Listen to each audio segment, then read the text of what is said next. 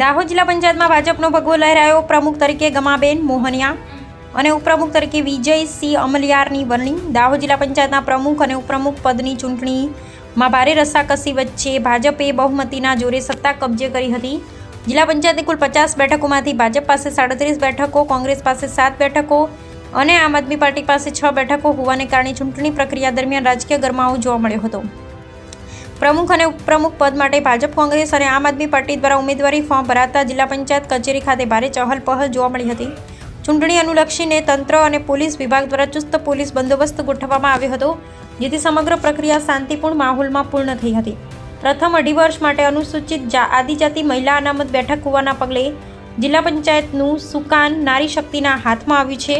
ભાજપ તરફથી ધાનપુર તાલુકાની સંજોઈ બેઠકના ગમાબેન મોહનિયાની જિલ્લા પંચાયત પ્રમુખ તરીકે વરણી કરવામાં આવી, જ્યારે ઉપપ્રમુખ તરીકે વિજયસિંહ અમલિયારની પસંદગી કરવામાં આવી। ઉપરાંત કારોબારી ચેરમેન તરીકે સંગીતાબેન પટેલ, પક્ષના નેતા તરીકે ભૂપેન્દ્રભાઈ સંગાડા અને દંડક તરીકે મનીષાબેન ભુરિયાની નિમણૂક કરવામાં આવી। ચૂંટણી પરિણામ બાદ ભાજપ કાર્યકરોમાં ઉજવણીનો માહોલ જોવા મળ્યો હતો।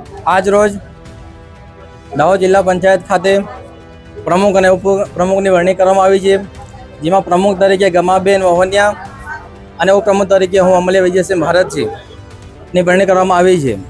એમાં આપણે રાજ્યના તમામ હોદ્દેદારો, પ્રદેશના હોદ્દેદારો, જિલ્લાના હોદ્દેદારો, તાલુકાના હોદ્દેદારોનો આભાર વ્યક્ત કરું છું। સાથે સાથે આગામી સમયમાં દાહોદ જિલ્લો જે પ્રગતિ પર ચાલી રહ્યો છે અને આગળ કરીને વધારીશું એ માટેના અમે સ્ટ્રેટેજી ગોઠવીશું।